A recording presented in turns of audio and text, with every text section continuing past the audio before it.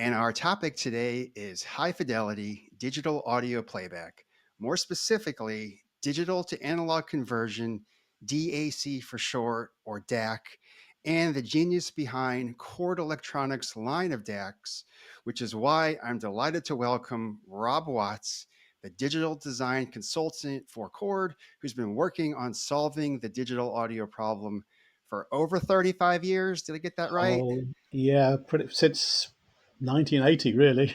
I've been Okay, pondering 40, this issue. 45 years. Yeah, Ever so, since the CD's been invented, you've been thinking about this problem. well, it's really when vinyl recordings came out, I was listening to vinyl recordings on digital and wondering why the hell they sounded so awful, Hmm. particularly compared to pre-Dolby Decca recordings. Yeah, that was the start of it, really. Why is O- digital so bad? And can we o- make it better? that's a great opening way to start this. Why is digital bad, or at least was bad? Or Yeah. and how would you describe maybe the early days of digital to Oh, bring people up things to speed? were very hard and bright and aggressive and completely flat. And it just sounded just edgy and hard, and not musical. And the whole purpose of listening to a recording is to get emotion involved in the music. And you just couldn't get emotion involved in the music. So it was a big step backwards at that time. And also, I studied electronics as a science, so we were getting involved into the deep theory of sampling theory. And I could see that with sampling theory, um, I also knew that from a psychoacoustics point of view, that transients and the timing of transients was really, really important because we perceive timbre, low frequency pitch, locating instruments in space. Um, we perceive all these things from the timing of transients. And the problem we've got with digital is that it's sampled information. Hmm. What the DAC has got to do is to convert sample data into a continuous waveform and to reconstruct the timing of transients as accurately as possible. Because then when you reconstruct it accurately, you get better timbre, you get better instrument separation and focus, you get better sense of instruments located in real space, and better pitch reproduction as well. And from the theoretical point of view, I could see that interpolation filters, or the filters that do this job, you would need enormous numbers of processing, which Hmm. in the 1980s was completely impossible. And that was the major flaw with digital. And in one sense, I was right. In another sense, I was not so right. Hmm. I was right in the sense that this is crucially important. I was wrong in that I thought if we got to 16-bit reconstruction accuracy, we would have perfection because we've got 16-bit recordings in those days. Right. And now I know that actually you need much better than 16-bit reconstruction accuracy. Okay. And that Real if quickly you on have, the reconstruction accuracy. So a regular CD is 16-bit. sure, So why are you saying that you need more than 16-bit 16 bits. reconstruction, or am Okay, I so confusing two different things? no, you're not. So what we have with interpolation filter is, let's say we've got a transient somewhere in the middle between one sample and the next sample. So it crosses through Okay. zero somewhere in the middle. Maybe to the left, it may be to the right, but it's somewhere in the middle. When it goes through the interpolation filter, that transient will be a little bit too early or a little bit too late, and it will modulate backwards and forwards. Okay. And that backwards and forwards confuses the brain, so it makes the brain unable to work out where the instruments are located in space, what the timbre is, what the pitch is. And I kind of guessed that we would need 16-bit accuracy. So that means that we get all the tiny steps and we get it to within 16-bit of what it's supposed to be. So where Okay. reconstruction accuracy is 16 bits. So it means there's still an error, but that error is less than 16 bits.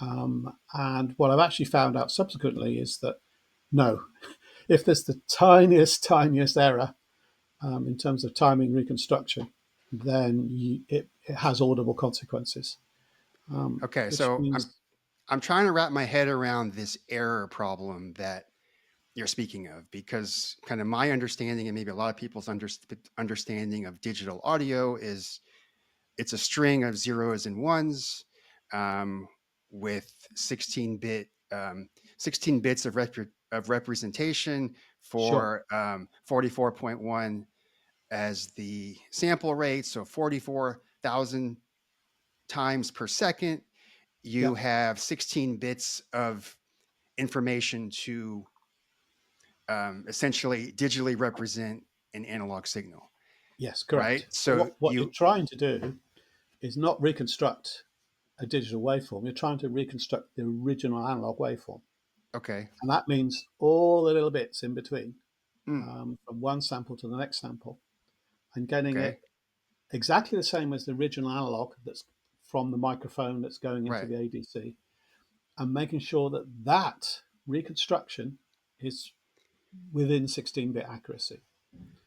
okay. So So stay with me a little bit. So I know high res audio, when you take greater than 16-bit and you get 24-bit or 32-bit, you have a greater range of values in the stair step. right, yeah, but Um, it's a way of thinking about it in terms of the noise level that you're going to get, but we're mm, not worried about noise level. But it's also a way of thinking about how accurate that is against the original analog signal. okay, So a 16 bit's got a certain level of accuracy. It's either slightly larger or slightly lower than the original analog signal, because the analog signal is not 16 bit, it's a continuous, right, subtly varying signal. okay, And you can have information that's well below the 16 bit level, and that gets encoded into the digital waveform by the use of dither, or by mm, using noise shaping.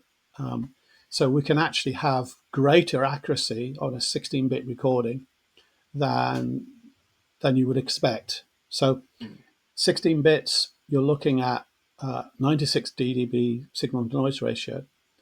But on an audio precision, for example, which is there's one behind me, you can set it up so it's 16-bit, and you can put in a signal at minus 130 dB and still see it coming out as a signal. So if it's okay, properly dithered, very small signals will come through.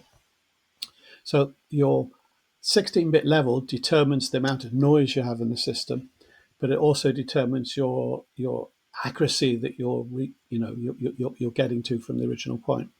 But what we're trying to do is to create lots and lots of other samples.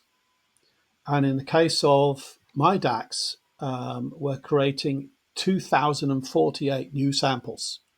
mm, So, because analog is a continuous waveform, it's always changing, and it changes with no time resolution at all. And we need to get it as accurate as possible, which means oversampling to a very high rate. So we're okay. creating 2048 brand new samples, and But those this is 2000 in addition to the 44,000 in samples? so in between each sample, Yeah, from one right. sample to the next sample, there's Yep. 2048 extra samples. Okay. So what we have to do is to make sure those 2048 extra samples that we have to create Mm, is the same as the original analog, and we want to create it so that it's the same as the original analog to a 16-bit accuracy. So all of those 2048 samples need to be 16-bit accurate. okay, so why 2048 and how'd you come up with that Oh, number? that's a complicated, because what you want to do in the digital domain is to run it as high as possible. Right. So why not So why 10,000? Not not yeah, 10,000? So right. the problem with 10,000 is that you physically hit a hardware limit. Mm, So there's a limit on how fast the FPGAs can work, how much processing you can do. So that's one limit. okay.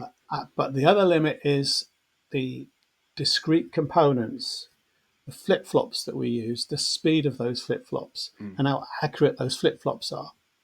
And you can't go above 100 megahertz without losing accuracy. So there's a trade off between if you run it too fast, you get too much distortion. If you run it too slow, you get too much distortion. So the sweet spot has been around about 100 megahertz. Um, Okay, so but would a purist argument be you shouldn't add anything, shouldn't take away anything, you should just decode well, whatever if you do this that, you're yeah. leaving it as a distorted signal.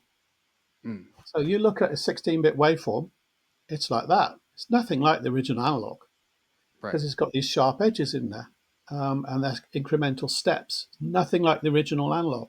You look Mm, at a 20 kilohertz sine wave, and it's bang, bang, bang, bang, bang, bang. There's no regular sine wave. It doesn't look like a sine wave. It looks nothing like a sine wave. okay. We've got to convert that into a sine wave, and we've got to convert it back to the original analog waveform as accurately as possible. And what I'm trying to do is to get it so that that reconstruction is accurate to within 16 bits. Now, Okay. jumping back to 1980 Mm, and looking at sampling theory and looking at interpolation filters, recognizing transits were important, recognizing that we needed to reconstruct a 16 bit, that came to well over 500,000 taps as an FIR filter. In those days, we didn't even have FAR filters. The reconstruction was done with analog filters, and they're pretty okay. awful in terms of reconstruction because they don't see what's happening in the future. So their reconstruction accuracy is very, very poor. So then I thought, we're never going to have FIR filters that can do 500,000 taps. That's just impossible.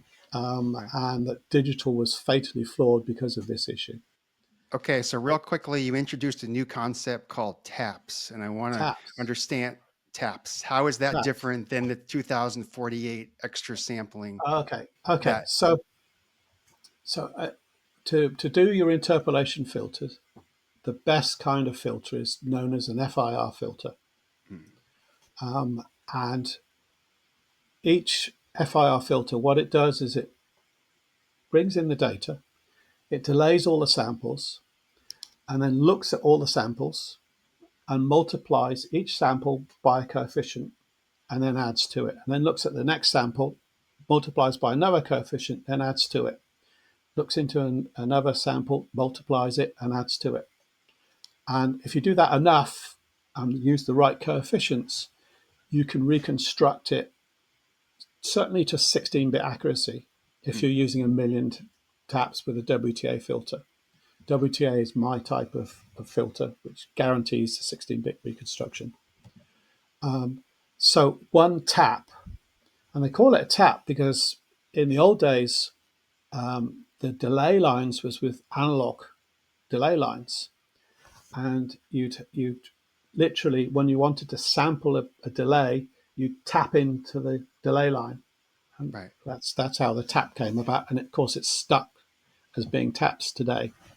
Okay. But of course, today we use SRAM, and it's all in memory and that kind of thing. It's not the same as a tap, but the term tap is still being used. Okay. So the more taps that you have, and assuming you're using the right coefficients, and there's only one type of coefficient that will reconstruct it perfectly, and that's called a sync function coefficient. Mm, Assuming you're using a sync function type filter, then if you use a million taps, you are guaranteed to get reconstruction to be better than 16 bits. That's just the mathematics behind it. You're guaranteed to get it reconstruction of 16 bits.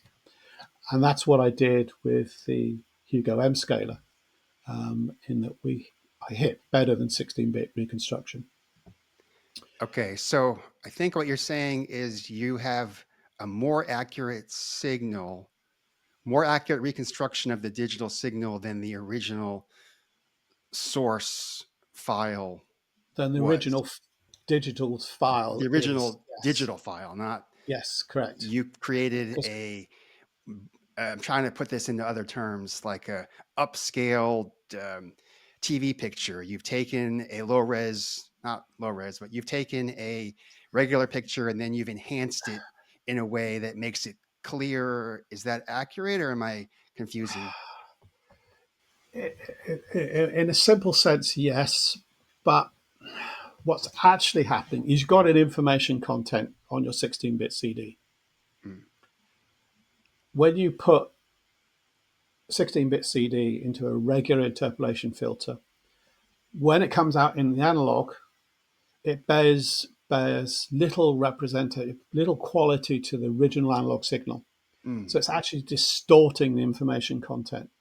mm, What I'm trying to do is that when it comes out in analog, you completely preserve the information content. So there's no losses.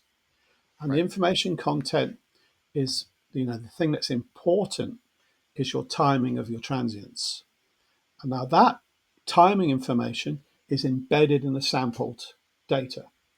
But to extract it and to make sure it isn't being distorted, you need to oversample at a very, very high rate, hence the 2048 times. right. And you need to do the sync function interpolation, which Okay. nobody else does. Gotcha. So that's Now I'm getting a better understanding of it. So you're yeah, taking the data that's already there, removing distortion that would otherwise come out in maybe lesser quality. And I think that's the maybe the larger understanding is there are a lot of companies that make DAC chips or digital analog conversion, and it can range from $5 all the way up to $100,000. And in your case, I think the current top of the line is around $20,000. correct. Um, but how do you? So, what's the lowest quality um, thing doing wrong, and how are they getting away with that? And what or how is that passing for consumer acceptance if a $5 chip can do some of the same things that you're talking about, and Oh, trick the okay. brain into thinking, okay, I'm hearing everything I'm supposed to be hearing? So that's the point. It doesn't. Mm, I mean, you listen to live unamplified music mm, and then listen to your hi-fi. It bears no resemblance to what you can hear when you're listening to a quartet, for example, mm, playing with no loudspeakers. The beauty of the music, locating instruments in space, particularly depth. I mean, depth is the perception of depth is just incredible. Um, right. when you listen to an organ in the cathedral and you're 100 feet away, shut your eyes. It sounds 100 feet away. Mm, You play an organ music in your home, you'll be lucky if it sounds 2 feet behind the speakers. right. You don't get that impression of 100 feet. You don't get the timbre. You don't get the timbre variation. For example, a saxophone sounding really rich and soft and smooth, and a Right. trumpet sounding sharp and piercing and bright at the same time. What will tend to happen is the trumpet won't sound as bright as it should do, and the saxophone will sound much brighter, very much brighter than it should do. Um, and you won't be able to locate those instruments in space accurately. Mm, So, what I'm trying to do is to reconstruct the original acoustic event as accurately as possible. okay. Um, and that's why I've been spending the last 40 years involved in that. Right. And it's also something that's interesting because a lot of my work at the moment is focused towards pro audio. Mm, So I'm developing a pro audio ADC, and we'll be doing recordings fairly shortly with that process. So I'll be able to go from listening to original acoustic event, right. recording it on my ADC, playing it back on my DACs through headphones, and then we'll see how close we are to the original performance. And Right. that's So you quite brought up a really interesting point. The original source conversion, ADC, analog, analog to digital, um, yes, part is very important. If the absolutely. part of getting the digital to analog is this complicated, it seems to be the part from the recording studio into the digital, how that is sampled and stored with the correct microphones and placement and all that stuff that goes into it Sure. seems vitally important to solving this as well. Oh, absolutely. Unfortunately, the biggest problem is on the DAC side. Mm, So my estimate is around 80% of the sound quality losses is on the DAC side, mm, and 20 or 25% of the sound quality losses is on the ADC side. okay. And that's my experience of that is because I've already started doing my own recordings, not Mm, using my ADC, but using commercial available ADCs. So you can okay. get a handle of how big the losses are on the ADC side, how Right. close we are actually to the sound of a real cello in a real acoustic, Right. and from that you can get a feeling of how much of the problems are in the DAC side, how much is on the ADC, the Pro side, and most of it is on the DAC side. And if you look at the theory, the biggest problem of DACs is reconstructing the original transient timing, because Mm, transient timing is absolutely vital. The brain uses the timing of transients to make sense of the music.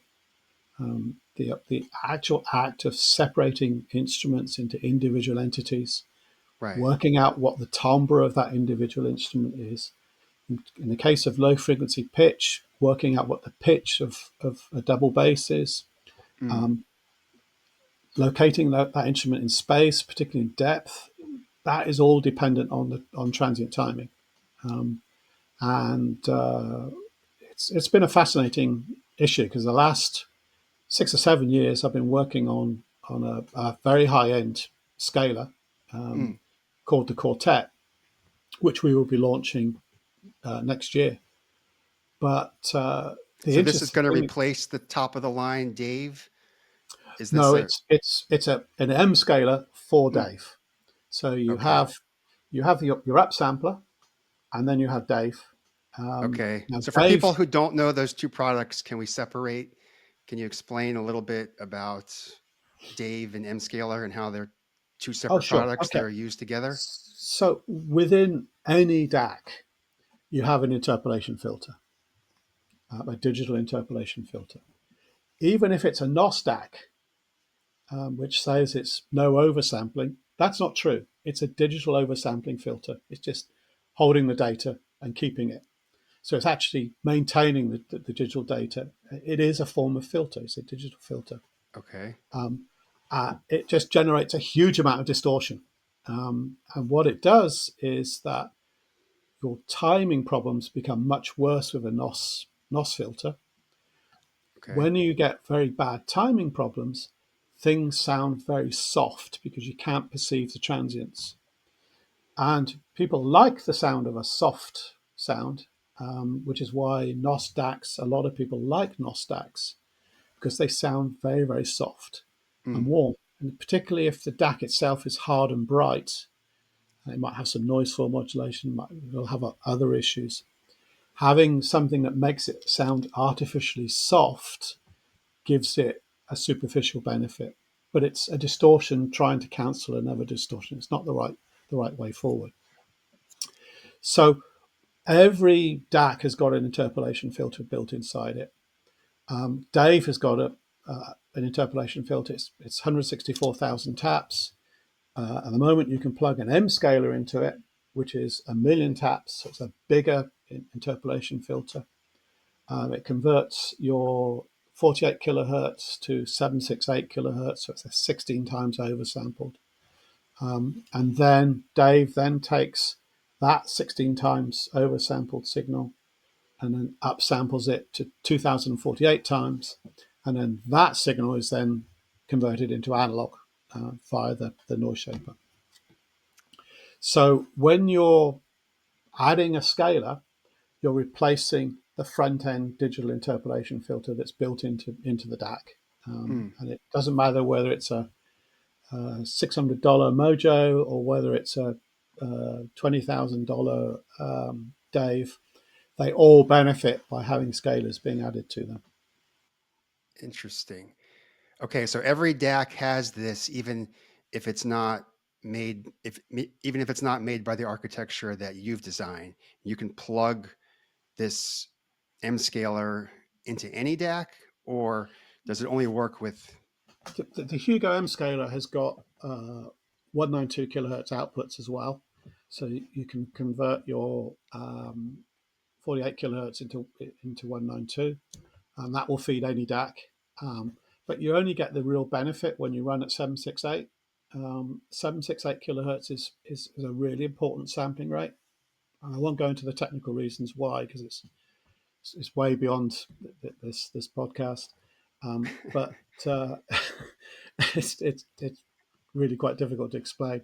Well, let But me, instead of explaining that part of it, I know there is digitally recorded music that is that can be 760. It can be 768, that sampled, yeah, and you can correct. like get it. So the data is there. You're not upsampling it. It's Yeah, already, absolutely. the So data is there. that 768 kilohertz signal Yeah. sounds like it's been through an M scaler. So I've listened to a few 768 kilohertz recordings. Okay. They sound tremendously spacious. The bass is really tight and well defined. The timbre variation is really good. It just sounds like you've hooked it up to an M scaler. So it's got that characteristic sound that you get from a 768 kilohertz recording. Is this But 32-bit 768 or a uh, higher bit than it was 32-bit? 24-bit 768 that 24-bit I yeah, 768. So are you saying that the on the capture side, the recording side, that music should be should be recorded done at at that? yeah, yeah. But when you talk to pro people, I talk about the file sizes Mm, for 768 32-bit. It's absolutely enormous, and they just don't like the sound of that file size. But I okay. have been talking to a major company that I won't mention any names, but it is a very, very big company that's got lots of archive recordings, and they want to archive their recordings into 768 32-bit format.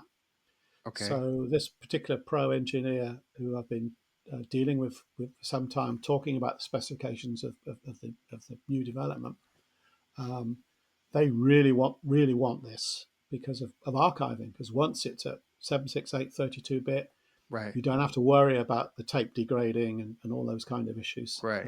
Well, you So do bring up, when you say the word archiving, it makes me think of DSD, because a lot of current analog recordings have been archived to a different format, DSD. So why are those recording studios, why are they choosing a different format than, which is PCM, which is the format you're talking about, okay, 24-bit 768?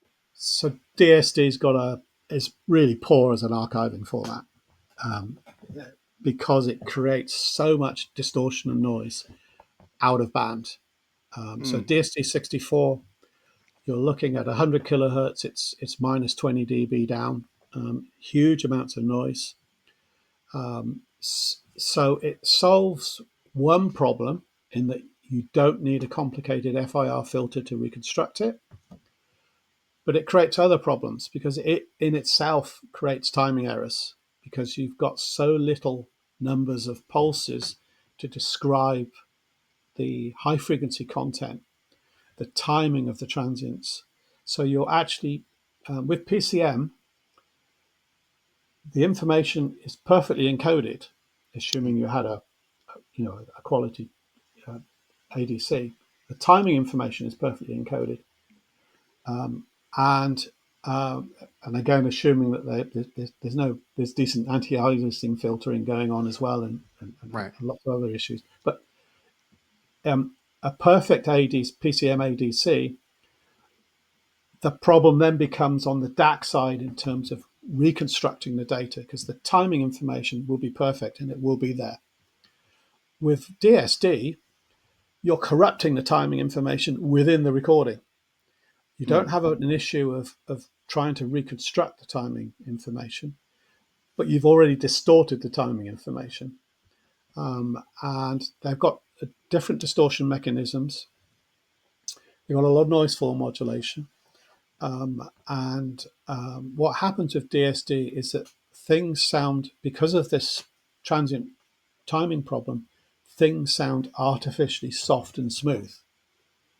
And Mm. also there's a loss in depth. And the loss in depth is down to the small signal accuracy.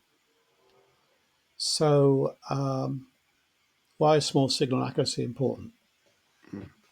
The brain, when it's calculating where an instrument is in space, looks at a large number of different factors because it's actually a really complicated problem if you imagine it. So let's say you're walking um, and you've got a mobile phone, you're listening to a podcast, and you move your phone by half an inch or a centimeter or so. You can perceive that in terms of depth changes.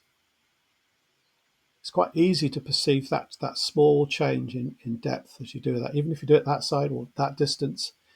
If you hear a dog Oh, barking a you mean mile away, playing out of the speaker right of out of the your phone? mobile phone, Just yeah, move yeah, it. Yeah. yeah, Okay.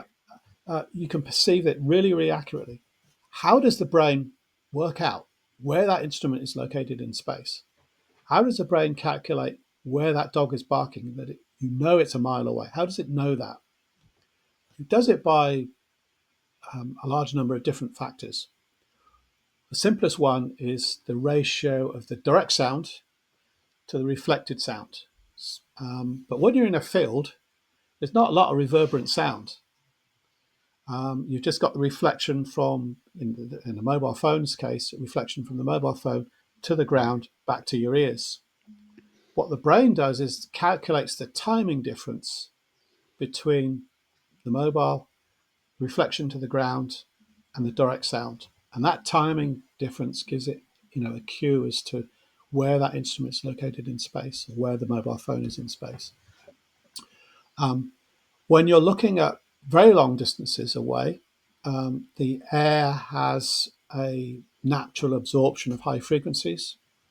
So it computes the spectral content of the sound coming to it. And if it recognizes that the high frequency content is being lost, then it recognizes it's further away. Because every 15 meters you get a loss at 20 kilohertz, and so that the brain uses that cue as well. But the biggest cue is the ratio of reverberant energy to the direct sound.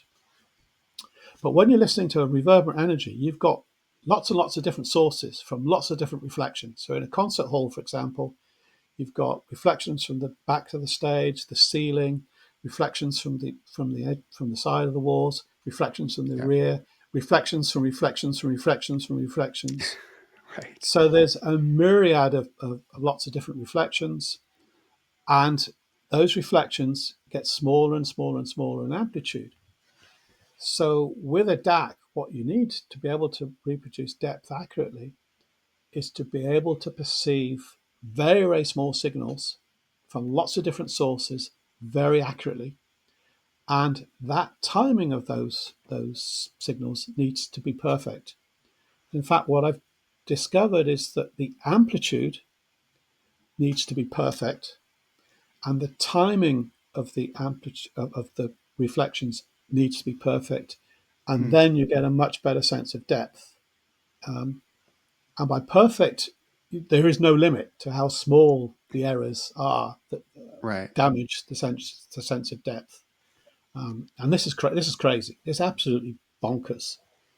And I Right. know this. I know this for a fact because when I was developing Dave way back in 2014, um, in those days, um, I'm going to have to briefly explain how a Delta Sigma DAC works. Um, so with a Delta Sigma DAC, you take, let's say, a 32-bit signal. You can't have 32 bits worth of switches because that would be millions upon millions of switches. What you can have is, say, 16 switches, or in the case of Dave, 20 switches. So you need to convert your 32-bit down to a smaller number, like 4.5 bits or 5 bits. And to do that successfully, you use something called a noise shaper.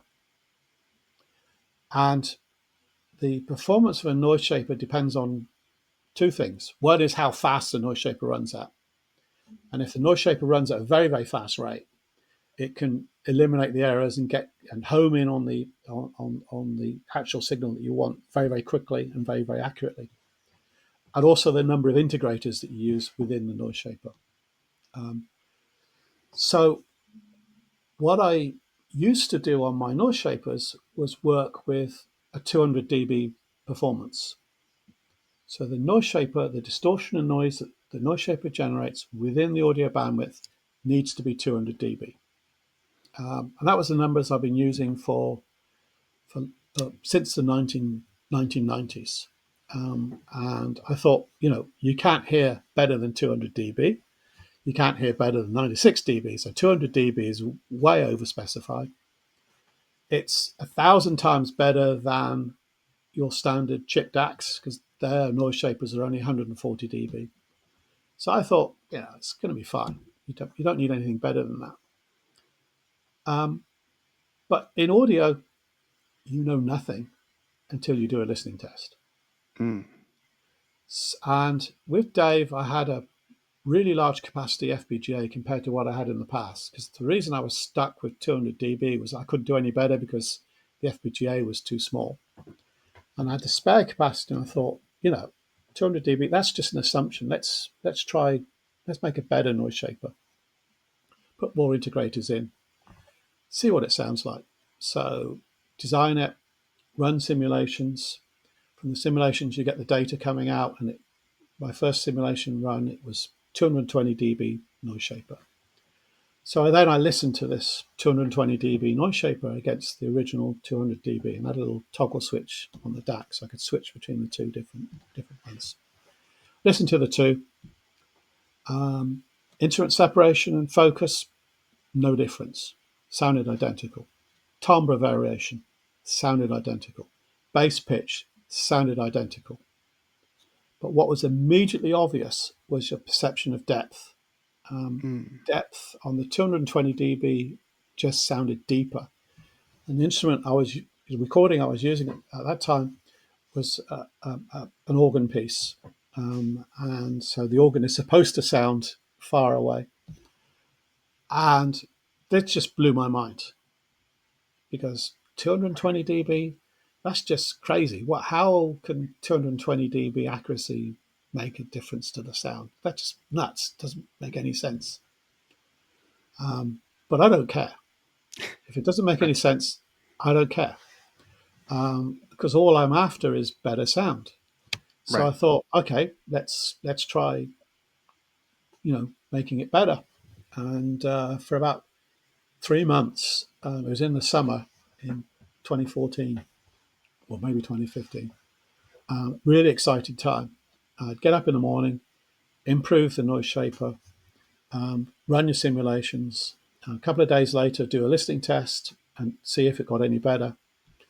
And I kept pushing the envelope and pushing the envelope, and eventually I was hitting 330 dB to 350 dB, Okay. and you could still hear a subtle change in the depth. So this is just crazy. This shouldn't make any difference whatsoever. It's just bonkers. Because when you look at a 350 dB noise shaper against a 330 dB noise shaper, and look at the accuracy of a 96 dB signal, the difference is something like 0.101 dB change in amplitude accuracy. It's just nothing. Right. So this thing shouldn't make any difference to sound. But if I get somebody to listen to it and they don't know what they're listening to, and tell them which one's got the best depth performance, the blind listener will come back with the same result that Mm. I was hearing. So under blind test, you can hear this effect. Now at the time, with Dave, I thought that actually it wasn't the accuracy of the noise shaper that was important. It was something else going on, a proxy within the analog, because you don't know what really is going on, because it could be the analog situation. Changing the noise shaper is helping the analog out, because these numbers made no sense. But I also use noise shapers as truncation noise shapers that are purely digital. So you may have a digital filter that has, well, in one case, it's 192 bits coming out, and I've got to convert it down to a more manageable number. In this case, it's 192 to 68 bits. I do this a lot. A lot of times, things get noise shaped back into smaller numbers and then processed onto the next stage. And these are purely digital. They're just noise shapers, digital in, digital out. When you do the listening tests on those noise shapers, you get exactly the same thing. That you need better than 350 dB performance to accurately transcribe, reproduce the percentage of depth, and it's Okay. nuts. Okay. So it doesn't make sense to you. It might not make sense to a lot of our listeners either. But can you explain a little bit about what 350 dB means and like what are and if you're saying that the error is 0.00000001, 10, something like 10 that, zeros that one. something that small of an error is perceivable, Yeah, um, that you're basically saying you can't even measure it or you can measure it and it doesn't make you any can you sense. can Why? you can actually measure the errors. So nowadays, any digital module that I develop has to go through a suite of tests, and my test signal is a minus 301 dB signal, and that has to be reproduced within 1,000th of a dB, so And that signal is so 0.000. low, no one could ever hear that No signal. one could ever hear it. No one could Right. ever hear it. Okay. That's just impossible. And you'd never be able to measure it. It's just ridiculously low. Not only that, for 3 or 4 years ago, I discovered that actually the phase shift of that signal compared to 0 dB was also important, and that if the phase was different for small signals compared to large signals, that made a big difference to sound quality in terms of depth again. And this is about the timing of reflections. Small signals, if there's a phase shift, that's a time delay, or it's been moved forward in time or moved back in time. That again confuses the brain. So you have to make sure that these very small signals are perfectly reproduced in terms of amplitude and phase. So again, with the phase, you do a measurement, it's got to be within 1,000th of a degree of phase shift compared to the 0 dB numbers. And that's actually more of a challenge than getting it to within 1,000th of a dB on your minus 301. So that suite is part of my testing process. If it fails those tests, you do hear it in terms of a loss in depth, depth reproduction.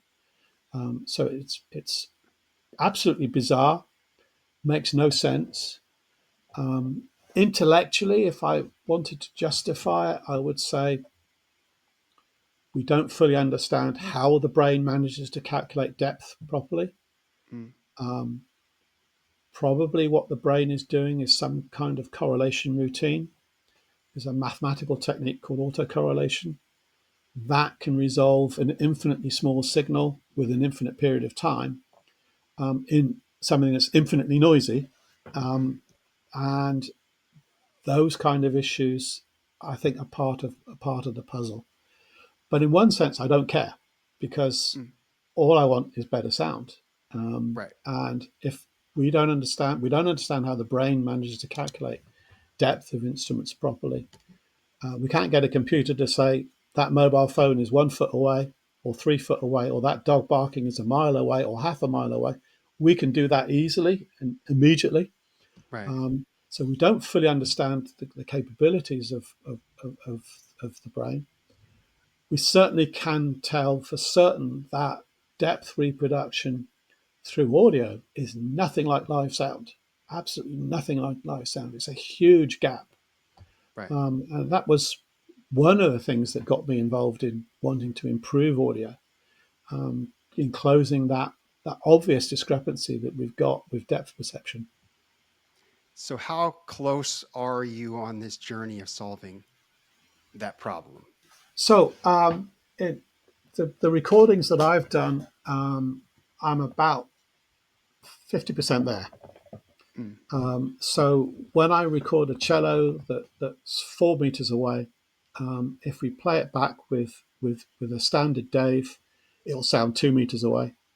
If we play it back with a quartet and a Dave, it will sound 2.5 or 3 meters away.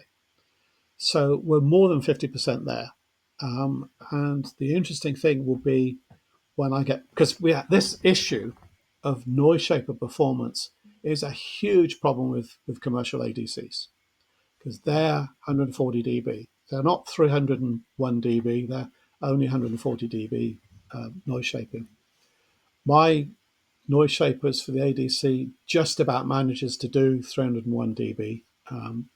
So it's going to be really fascinating to hear when I get that in, to hear what the losses are in the whole chain now.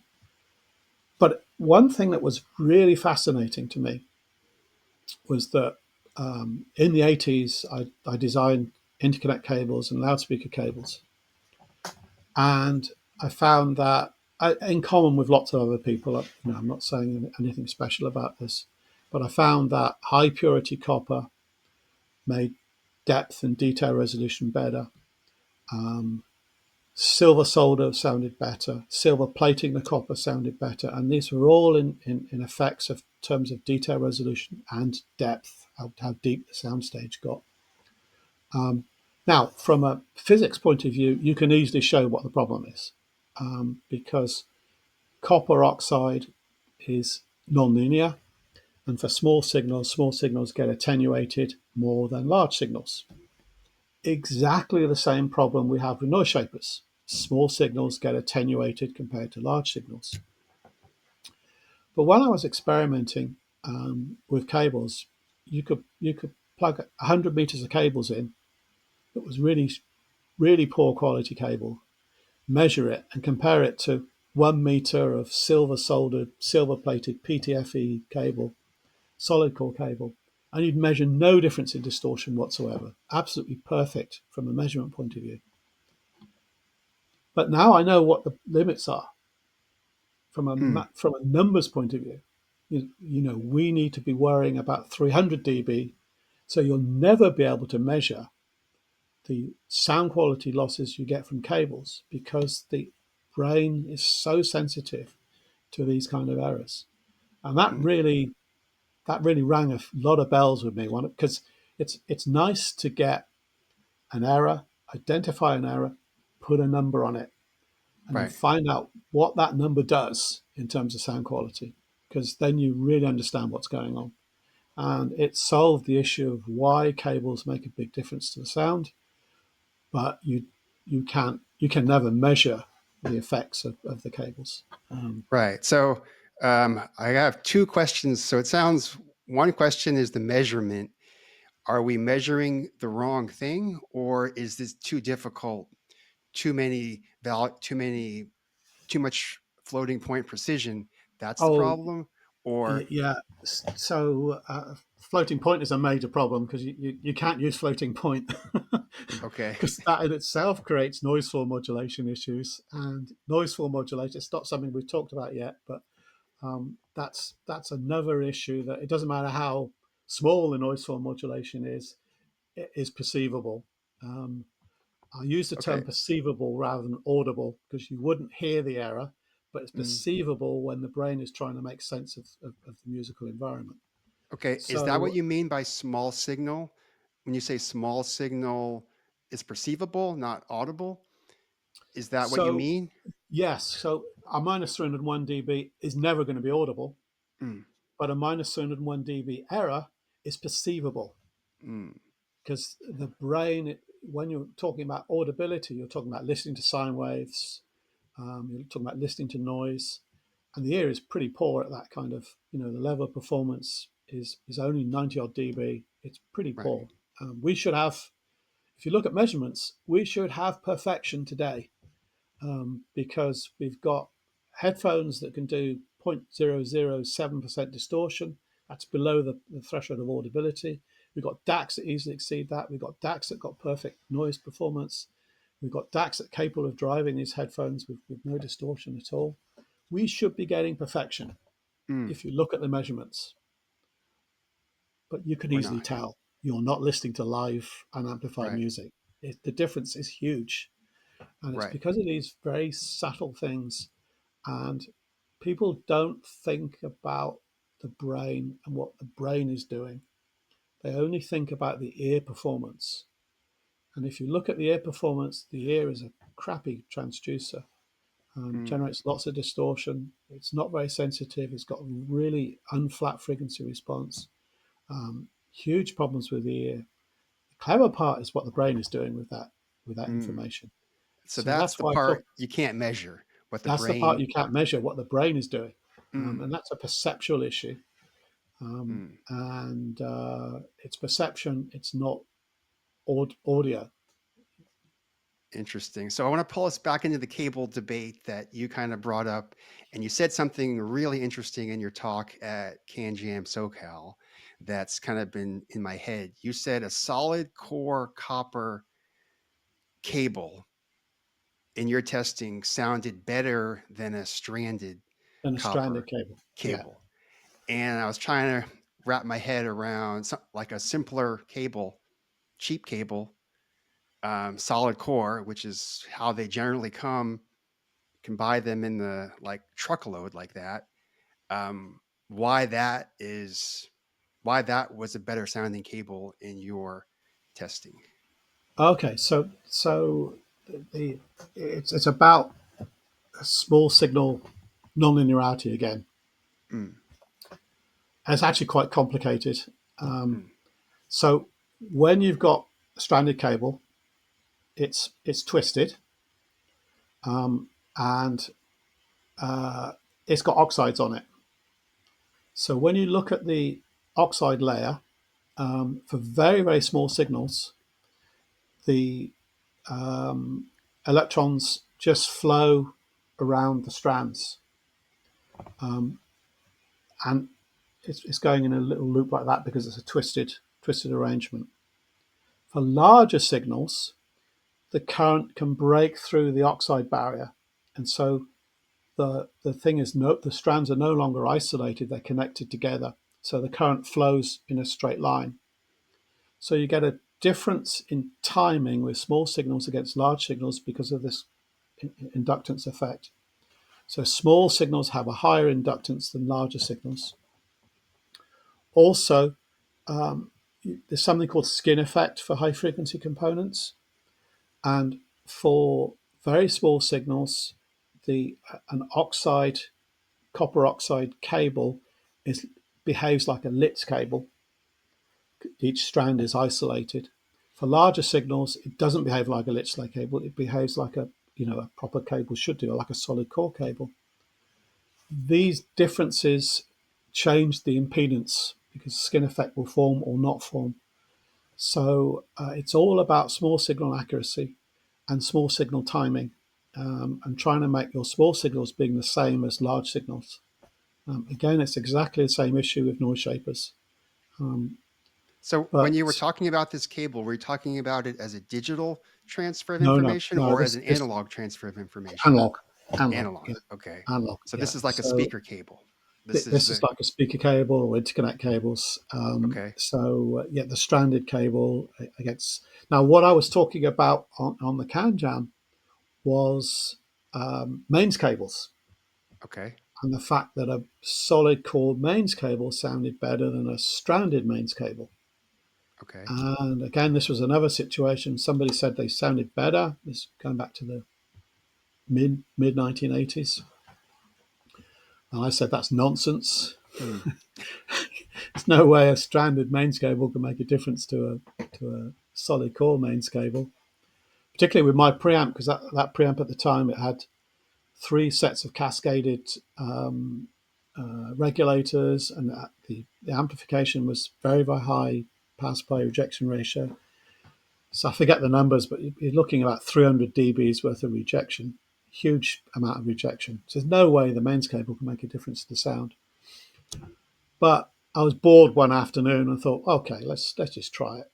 You can get solid core mains cable easily.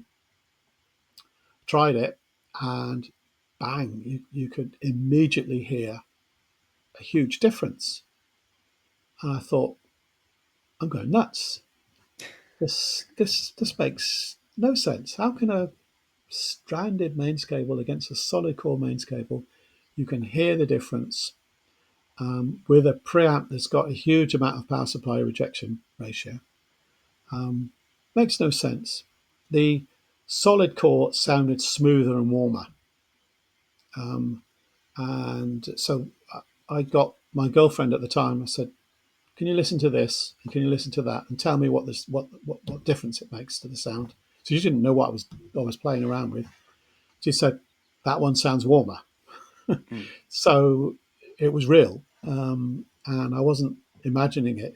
It really was real.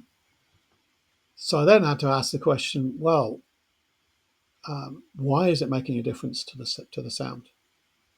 And although the preamp had amazingly good rejection in the audio bandwidth, it's got really poor rejection at 10 megahertz and above 10 megahertz. Um, so I thought, right, maybe it's RF characteristics.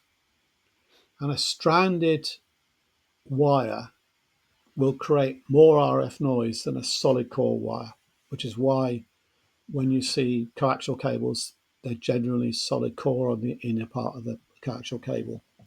You get better RF characteristics with a solid core. So I thought, okay, if it's RF, then if we filter the RF noise, we should get a sound quality improvement. And so I then started playing around with inductors and capacitors. Started off with big inductors, big capacitors, and then listened to it. It did sound warmer when I tried it, and then made the inductor smaller and the capacitor smaller, and kept going and going and going. And eventually, I was hand wiring solid core PTF insulated inductors and really tiny ceramic caps, and adding these and hearing what the effect was. Each time, it sounded warmer and smoother. And when I then finished that process and developed this filter, I then listened to the solid core stranded before the filter. You could no longer hear any difference. It sounded absolutely identical. So it proved that it was RF characteristics, RF noise that was causing the problem. So why would RF noise cause a So problem to sound just to quality? clarify, there was RF noise getting into the cable that was getting transferred into So the components. yeah, so give you an example. My system sounded best at 2 o'clock in the morning in those days. Mm. And if I turned on my fluorescent light in the kitchen, the hi-fi sounded worse. It just Mm. sounded brighter and harder and more aggressive. Fluorescent light tubes are a plasma discharge, and a plasma discharge is a lot of random electrons creating huge amounts of RF noise, extending right up to gigahertz. That noise gets injected onto the mains. Everywhere in the street, you've got, in those days, fluorescent light tubes. We didn't have switches or anything. We just had fluorescent light tubes. You've got the noise that's all around in terms of RF pickup, TV pickup, lots of RF noise. With fluorescent light tubes, it's random, so there's a lot of random RF noise coming out of the mains. When that random RF noise hits an analog circuit, an amplifier, it creates intermodulation distortion with the analog signal, the music signal that you want. And that, if it's random RF noise, the intermodulation product is random and it's within the audio bandwidth. And what happens is your noise floor pumps up and down with the signal. So as the signal gets larger, the noise goes up with it. And so it pumps up and down in sympathy. The reason why it's so destructive from a sound quality point of view is that random noise, that's flat random noise, sounds very bright. Listen to an FM radio off tune. It's a very bright sounding sound. You have a saxophone and a saxophone is supposed to sound rich and warm and mellow, very smooth sounding instrument. You mix into that sound of the saxophone, exactly copying it, some white noise that's in there. Your saxophone will no longer sound rich and smooth. It'll sound bright because it's got that sound of of the noise being added to it. Mm. So the brain, that affects the brain's ability to perceive the timbre, because it can't separate out that distortion from the original sound because it's exactly in sympathy with the original sound. The other problem you've got is that if you've got a piano playing at the same time, the piano is making a sound, making a signal, the saxophone's making a signal. You're going to get intermodulation distortion with the RF noise, and you're going to get intermodulation from the saxophone, intermodulation from the piano. You're going to get also intermodulation from the two instruments themselves. So now you've got a white noise signal that is a mixture of the sound of the saxophone, pumping up and down in sympathy with the saxophone, pumping up and down in sympathy with the piano, and a hybrid of this, a mixture of the saxophone and the piano. And when the brain perceives that or tries to separate out the individual sounds, it has more difficulty in separating out your piano from your saxophone because you've Mm. got this noise that's a mixture of the both, and it can't separate the sound out. So what you find when you improve your RF noise is that your timbre becomes better, rich instruments sound richer and smoother, and instrument separation becomes better. Those instruments become more tangible and more solid. And again, with this noise floor modulation, this is another situation where it doesn't matter how small the Mm. noise component is, the brain can perceive it. It damages your ability to separate instruments into individual entities. So, And this is definitely a case of correlation because the brain uses correlation to separate individual instruments out into individual entities. and this problem, this is happening in the analog domain, I think, That's is an what you're analog describing. problem. This Yes, is an correct. analog problem, not a digital problem. So Yes. if you filter out all the RF frequencies, in a sense, does that solve it? Does that? Yes, but it's a astonishingly difficult problem Mm. because not only have we got RF from the mains coming in, we've got the DAC itself creating a lot of RF noise. So each piece of processing that goes on inside a DAC creates RF noise. That's got to be isolated from the analog components. And now we're talking about zero levels of error. So if there's the tiniest amount of error, you'll perceive it. It means I have to go to astonishingly advanced levels of filtering and isolation techniques to eliminate the issue. And this is the primary reason why digital cables make a difference to the sound, Mm. because of the amount of RF noise that they're generating that then gets fed into the analog components inside the DAC. And that's the mechanism for digital cables making a difference to the sound. At least in my DACs, because jitter isn't an issue because of the way that the, the the timing information is extracted. It's completely jitter tolerant. It doesn't, we can have. It doesn't matter how much jitter I have on the input signal, it will have no measurable consequences or sound quality consequences. Okay, I'm trying to understand how RF affects digital data. Is it just in all that all of that interpolation?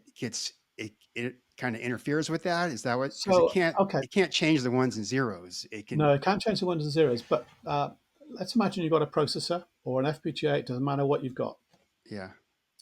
um, and the processor is taking data out of memory, doing something to it. Mm. When it does something, when you do something in a digital processor, you have a number of logic levels. So you have a large string of gates, and you'll have an input signal, another signal. It's doing something. It will hit the first gate. That will create a power supply noise, and that will be typically in an FPGA around 50 picoseconds later from the original impact. The next gate is another 50 picoseconds. The next gate is another 50 picoseconds. And you're looking at a cascade adding up to about 9.6 nanoseconds in my case. So go through a large number of logic levels. Each time it goes through a logic level, you get a power supply disturbance. And that power supply, because as a gate is changing its output, it's an output capacitor that is being charged and discharged. You're going to get noise on the ground. You're going to get noise on the power supply. And that noise extends up to 10 gigahertz because you have this issue of 50 picoseconds worth of timing situations. In the case of a PC, you're looking at 50 gigahertz because the logic levels are really, really fast because they're at 4 nanometers. And the processing speed is very, very, very fast. So again, you've got a lot of broadband noise energy coming through. Okay, so So real that's quickly, you brought up something else that's adding more confusion to the mix. You said power supply noise can inject um, problems into the. I don't know if I'm saying this right. Into the interpolation, it's somehow or it, interfering with how it, you're under. it's not interfering with the interpolation. The interpolation is perfect. Okay, When I do my simulations, you get a certain number coming out. If you do that measurement in the digital domain, you get exactly the same number. It's all bit perfect. It's perfectly fine. So long as your FPGA is meeting timing, is past place and route, everything's fine. You're going to get perfection on the digital domain. The problem is that DACs aren't digital; they are analog devices, and it's when that noise is in the power supply gets into the ground plane or gets into the other power supplies that is feeding the analog electronics, then you're in major so it's trouble. And so it's after the that's conversion to analog. it's That's where it's this during the conversion, everything it's from messing it up. it's messing it up. So any amount of noise that's in the Okay, environment will right. create issues, and that noise can be electromagnetic, it can be physical connections through the power supply or through the ground. Ground plane is a major issue. So when you're connecting up through a USB cable to your processor to your DAC, um, there's a ground loop from the mains of the processor to the mains of the DAC, and the circulating RF currents get flowing through the loop. That circulating current, which extends up to gigahertz, is going into the ground plane. The analog components will see that noise, and that will then create noise floor modulation, which will then make it sound harder and brighter. Okay, Um, so I've also heard you say something that was also a little bit um, mind-boggling. You said you can hook up to a car battery, and that will solve this problem of the RF because you're isolating from the yes, yeah, power. So I'm like, yes. okay, when I heard car battery, I'm like, you're telling me $100 battery can perform better? And have you solved this problem in current products, or should people be hooking up their components to a car battery? So I mean, for a car battery, it's 12 volts, 300 amps, sub 1 milliohm. It is the perfect power supply. If you measure the noise, you will measure absolutely nothing. There's no noise on a car battery within the audio bandwidth. Um, there are RF issues with batteries, but that's another question. So my benchmark is when I'm testing a DAC, doing the sound quality tests, I listen to connecting it to a battery and connecting it to the main supply. And the idea is that the main supply should sound the same as the battery connection. If it does sound the same as a battery connection, you know that your power supply is good. Mm. At least in terms of noise from the mains and noise from the DAC going back into the rest of your main system, corrupting the system. You know that part is good. Doesn't mean you've solved all the RF issues. You know that it's not that case, but it is. It means the power supply is good. So I did have a funny situation with Quartet because Quartet is very challenging Quartet is the because new product coming. sorry, that's the new scaler that's going to Okay. be for Dave. It's a high end, expensive scaler. Um, that has the number of it's got five 200T FPGAs. The power supply is 75 amps, so it can create a lot of noise. And I had to make sure that noise didn't corrupt the DAC. Mm, Um, and I designed a separate power supply to feed this unit.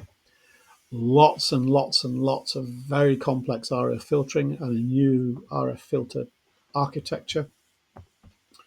Um, and I wanted to make sure that the RF rejection was nanovolts worth, or actually picovolts worth, with the kind of level of noise that you see inside a processor.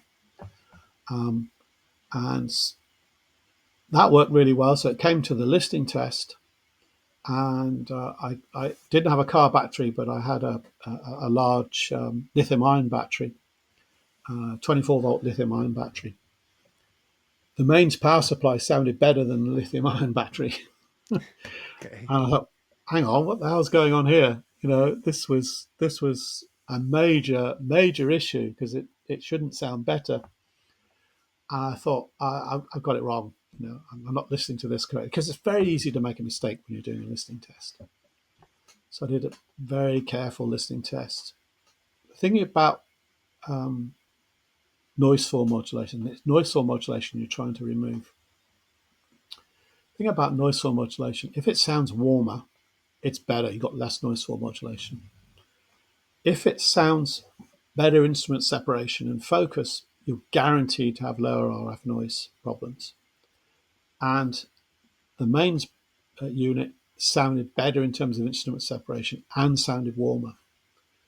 So I thought there's actually something wrong with the lithium ion battery.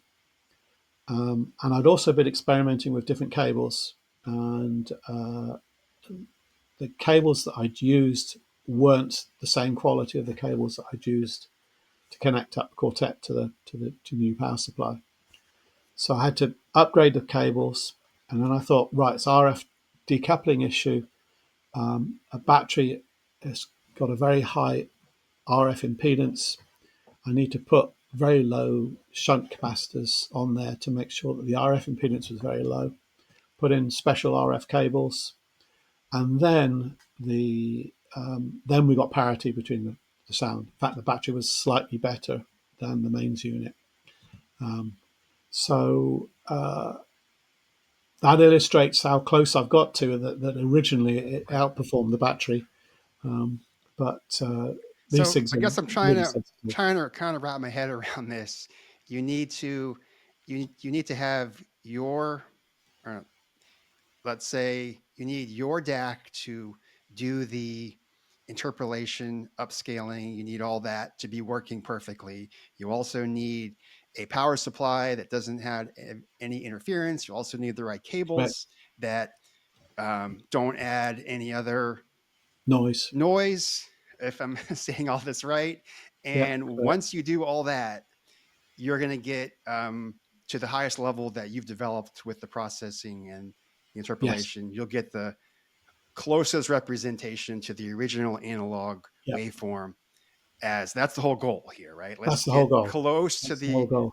get the exact analog waveform back, convert it into digital, and get it back 100% zero loss. Once Yeah. that happens, um, problem solved.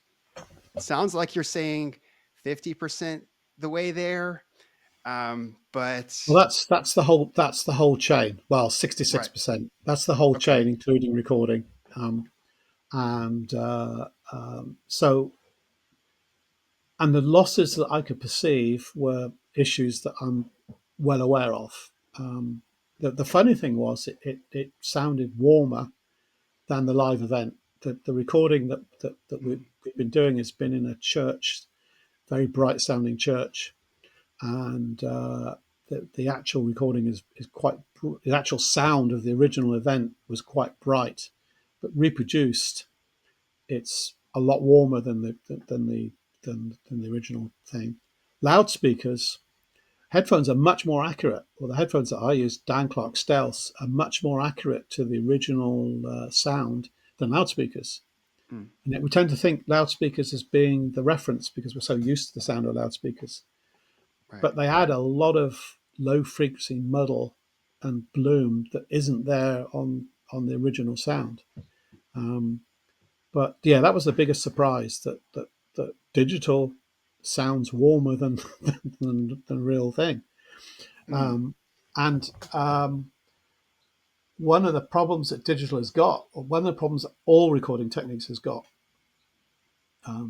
be it reel to reel or digital, is it doesn't capture sharp sounds properly.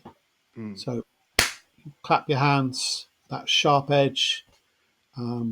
You hit a percussion instrument, do a rim shot, hear a rim shot live that's not been through microphones. You hear it live, it sounds completely different to mm, what you hear when you hear it on playback. When you hear it played back, it sounds softer. You lose that hard edge, that fast edge that you can perceive with live sound. So what I'm trying to do is close the gap in terms of depth, mm, in terms of speed, impact, and simultaneously in terms of warmth and refinement. Um, and the reason why we're focusing on these things is that when you do that, your emotional involvement with the music gets much better. And it's getting emotional with the music that is what I'm trying to do. right. That's the important thing. I mean, there are, I want to give people some practical advice. There are, I think, 6 products on the market right now. I'll just briefly list them.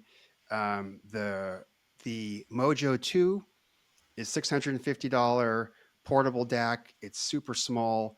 It's using, I would, maybe you can describe this better, but um, I don't want to say scale down, but a lower amount of Processing. processing. Then as you move up the line, you get more processing, you get more taps. Yep. um, then you have something called the Qtis that starts with the Q. That's $1,625. These are US prices. um, as you jump from Mojo to Qtis, any um, I don't know. I'm just trying to give people a practical pathway to how do they look at core products, and if they're switching from something else, what should they be looking at? Where in the line? How do you? I know you don't. I know you're not a salesperson for Chord, but I kind of No, want to give absolutely not. you the as you're Well, developing this stuff. How do you? it's surprising how many Dave sales we've had, Okay. and quartet sales when people have heard quartet. How many we've had from people that started off with a Mojo. They buy a Mojo because they want something that's portable, and people said, "Oh, it sounds good, try it." And it's only $650, which is was a lot if you haven't got $650. But Yeah. it's in high end terms, it's not that much money, Right. and it people buy that, they listen to it, they enjoy it, and they think, "Wow, this is doing something I've never heard before." Mm, And that gets them interested in the more high end products. So we have a lot of people that start off with a Mojo 2 and then end up with a Dave. And yeah, it's one of the things that I try to do from a technical aspect yeah. is understand why things make a difference to the sound Mm, in terms of objective reasons, and then if you fully understand what you're doing in terms of this will have that consequence in sound quality, then it means you can make sure that as you go up in budget, you're spending your resources on the things that's going to actually improve the sound quality. Um, Mm, a lot of designers are just playing around. They don't. They're just tweaking the sound to suit. right. Mojo 2, I knew exactly what I wanted to achieve. And in this case, in Mojo two's case, it was I always want to do the best that I possibly can within the constraints of the budget that you're working on. And I knew that it needed to be closer to Hugo 2. And before the design process started, I kind of figured out the design needed to be and the benefits I was getting over the original Mojo. And then I could estimate what the sound quality difference was going to be compared to Mojo 1, Hugo 2, and what Mojo 2 was going to sound like. And my guess was that it was going to be around two-thirds the performance of a Hugo 2 compared to Mojo. And that's when the listening tests happened, that's exactly what it sounded like. There was no surprises. Mm. Um, and when there's no surprises, it's actually boring because you don't learn anything. it's it's when you get a surprise and it blows Right. your Well, it mind. sounds like there has been a few surprises along the There has way. I been a think lot of we've surprises on the covered. way, but Um, yeah. that's because I spent 40 years trying to understand what the technical scientific mechanisms behind these things and trying to put a number on it. Because if you can put a number on it, you can quantify it, and if you can quantify it, you can make sure you spend the correct amount of resources to deliver what you want to deliver. Mm, So I'm quite proud of the fact that when you buy a DAC from Chord, um, each time you go up in price, you will see a commensurate change in sound quality. mm, Now, to one individual, that change in sound quality may not be worth the price that they're prepared to right. pay, which is fine.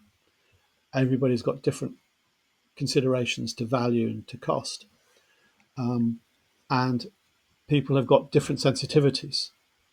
Some people they'll plug a unit in and they'll say it's a huge change, night and day, and other people will plug a unit in and say, yeah, it's a small improvement. People have got different levels of sensitivity and different cost constraints. Mm, So I always say, listen for yourself, but you will always hear a, a step forward in performance in terms of the performance that I'm looking for to achieve, and that's transparency and refinement. and I'm also fascinated by the naming of everything. Are those Oh yes, names you've picked, or are these no. names? That's John Franks. Okay, this is all The Chord. They're owner, coming the up owner with of the Chord. names. What about the industrial design of the That, units? that again is John Franks, Okay, and yeah, they do that. So so we because work they're all out. uniquely designed, they're not Yes, typical rectangular shaped standard boxes. size boxes. They're Sure. very unique. Yeah, absolutely. Love it or hate it, it's different. Okay, so that's all done by the Chord industrial design team. Yeah, They take your circuit boards and all that stuff and correct. connect it. So Okay. when we're specifying a project design, it'll be the PCB needs to be this size. It's going to go into that kind of style of product. I'll then produce the PCB, and they will then wrap the metalwork around to suit that PCB. Mm. So that's the way it goes forward. And then Chord from me gets the full electronic design, PCB layouts, and all the FPGA work as well. So it sounds like this new Quartet product is the next thing that will come out, but this is going to be a top of the line flagship Yes. thing that's Yep. going to be expensive. We Yes. don't know. Do you have any All time frame? I Time frame is difficult because the design is currently being passed over to production. Okay. So that they're starting production. I've got some things to do to productionize the code and final testing to do, but that's going to take a couple of months. But it's going to take a period of time to get all the metalwork together, to get the boards assembled. Because these are very complex boards that goes into Quartet. There's 2,500 components, and when the pick and place machines are run, they have to cascade two pick and place machines together to getting it done. So it's a major product. And I think what you were saying, this is going to be an upgrade to the M Scaler. Is that what you were Yes, saying? Does it replace that it product? certainly doesn't replace the M Doesn't scaler replace it. because it's It's going to just be a higher a lot level, more expensive. a It's a lot more lot more expensive. expensive. Doesn't replace it, but it can be plugged into any other You can. Chord I, DAC, right? I was actually listening to a Mojo to it last week Mm, um, through Quartet, and yeah, it transforms a Mojo as much as it does a Dave. okay, so it's partially an I'm not upgrade recommending product, that. I'm not recommending that you buy a Quartet and a Mojo too. but it will work. I mean, it will Yeah, work. you can immediately hear the difference on a Mojo 2. It's Fascinating. freaking So, freaking I mean, huge. this is, I know we've talked a lot. This is probably our most technical podcast, and I'm sure we have probably lost a few people on the way. But I always like to close with a kind of a personal question. What is your definition of audio nirvana? Spine tingles. Mm, Um, if your spine tingles, you've won. And if of course it's spine tingles more often, you've won. mm, That's what I'm trying to do. And in the rare occasion, bring tears to your eye. mm. It's getting emotionally involved with the music, and to do that, the brain needs to be free. It needs to not worry about trying to decipher the mess of noises that it's been given, and that's where the engineering comes in. Well, I am so grateful to have you on the podcast and go over some of this stuff. I'm excited for what's to come. This seems like an ongoing journey, and we're all in it trying to Oh yeah, find. I mean, I never expected because I turned 65 in September. I never expected that I would still be discovering new things and being excited about designing new products after 40 years Mm. because there are huge challenges in front of me, and it's yeah, progress has definitely been made. Well, we're excited. We're looking forward to those changes, and I appreciate your time. This is Rob Watts. Oh, it's been a pleasure. Thank you very much Oh, for inviting me thank you.